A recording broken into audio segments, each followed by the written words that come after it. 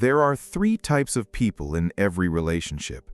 The one who feels too much, the one who feels nothing for anyone but themselves, and the one who has somehow figured out the balance.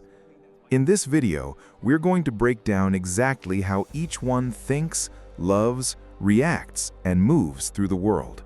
And by the end, you are going to know exactly which one you are and exactly which one has been in your life. The empath feels it before you even finish the sentence. Someone starts crying and the empath's chest tightens. Someone is struggling and the empath is already trying to fix it, carry it, absorb it. They don't just feel sympathy, they feel what you feel. And sometimes they feel it so deeply they lose track of where your emotions end and theirs begin. This is their greatest strength and their greatest vulnerability, because not everyone who comes to them with pain deserves that level of access. The narcissist hears your pain and processes it as information, not as something to feel, but as something to file. If your pain is useful, if it makes them look caring, if it creates an opportunity for control, if it generates gratitude, they will respond. They will say the right things. They will show up in the right way. But the moment your pain stops being useful, the response stops too. And you will feel that shift, even if you cannot explain it. You will notice that their comfort always somehow circles back to them. The normal person feels genuine concern. They want to help, but they also have limits, and they know it. They will sit with you, listen, offer support, and then they will go home and tend to their own life. They do not absorb your pain as their own. They do not use it. They simply meet it with care, and then let it belong to you again. The empath avoids it, not because they don't have opinions, they have very strong ones, but because conflict feels dangerous. It feels like the relationship is at risk, so they soften their words. They apologize when they shouldn't. They take responsibility for things that were never their fault, just to stop the tension. And afterward, they replay the whole thing, wondering if they handled it wrong, even when they were the one who was wronged. The narcissist does not avoid conflict, they weaponize it.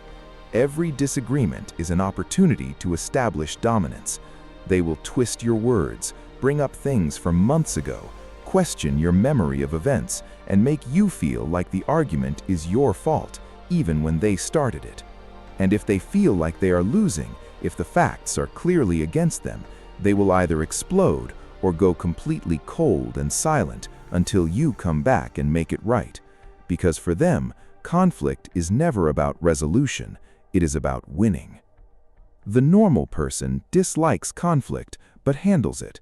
They say what they need to say, they listen to the other side, they get uncomfortable, maybe raise their voice once, and then work toward an actual solution. They can disagree with someone and still respect them. They can be wrong and admit it without their whole identity collapsing. The empath loves with everything, all in, all the time. They remember the small things. They show up without being asked. They put their person's needs above their own so consistently that eventually they forget they have needs at all. They love so hard that often they attract people who take that love and give very little back. Not because the empath is weak, but because their love is so unconditional that even people who don't deserve it can feel safe inside it. The narcissist performs love. In the beginning, it is overwhelming. The attention, the intensity, the way they make you feel like the only person in the world. This is called love bombing, and it is deliberate, even if they don't consciously know it. But what they are actually doing is mirroring back everything you want to feel. The love is not about you, it is about what having you does for them. And when you stop doing that, when you become too comfortable, too real, too human, the performance starts to fade. The normal person loves imperfectly and consistently. They forget anniversaries sometimes. They get distracted. They have bad days where they are not their best self, but they show up. They repair things when they break. They grow alongside the person they love, instead of staying frozen in the version that was most convenient for them. The empath struggles. They know intellectually that boundaries are healthy. They've probably read about them, maybe even talked to a therapist about them. But in the moment, when someone they care about pushes against one, something in the empath gives way. Because saying no feels like saying, "I don't care about you," and the empath cannot tolerate that feeling. So the boundary dissolves, and they tell themselves next time will be different. Next time usually isn't. The narcissist has no problem with boundaries, as long as they are the ones setting them. Their time is protected, their comfort is non-negotiable, their feelings are always valid and always the priority.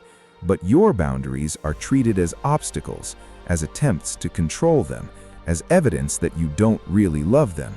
They will push, guilt, charm, or rage their way through every line you try to draw until you stop drawing them altogether. The normal person sets boundaries imperfectly but genuinely. They feel guilty sometimes, they over-explain, they second-guess, but they hold the line when it matters. And importantly, they respect other people's boundaries too, not because they are perfect, but because they understand that love without limits is not love, it is enmeshment. The empath takes it personally even when it was not meant that way. A suggestion becomes a referendum on who they are. Constructive feedback lands like a rejection. They will apologize immediately, internalize the criticism, and carry it around for days. Not because they are fragile, but because they care so deeply about how they affect others that any indication they have caused harm hits them right in the core. The narcissist cannot tolerate it. What looks like confidence from the outside is actually an identity built on the belief that they are exceptional. So criticism, even gentle, even well-intentioned, is experienced as an attack. The response is usually one of two things: rage, where they turn the criticism back on you, question your motives, and make you regret ever saying anything, or a cold withdrawal, the silent treatment, the sudden distance, until you apologize for daring to bring it up. The normal person does not love criticism, nobody does, but they can hear it without falling apart or attacking back. They might get defensive for a moment, they might need a day to sit with it, but they come back to it, consider whether it has merit, and adjust if it does. Their sense of self is stable enough to survive being wrong. The empath usually underestimates themselves. They are often the most capable person in the room and the last to know it. They minimize their own accomplishments, deflect compliments, and spend far more time thinking about what they could do better than acknowledging what they already do well. Years of prioritizing everyone else's feelings can leave them genuinely disconnected from their own value. The narcissist overestimates themselves in ways that go beyond confidence. They believe they are special in a way that entitles them to different rules, different treatment, different standards. And when reality contradicts that belief, when they fail, when they are rejected, when they are held accountable, the response is never to update the self-image, it is to find someone or something else to blame. The normal person has a realistic and mostly stable sense of who they are. They know their strengths and their weaknesses. They have insecurities, but those insecurities do not run their lives. They can feel proud of themselves without needing everyone in the room to confirm it, and they can feel bad about themselves without it becoming a crisis. Here's what nobody tells you. Most empaths have spent so long being told they are too sensitive that they start to believe the problem is them. It's not.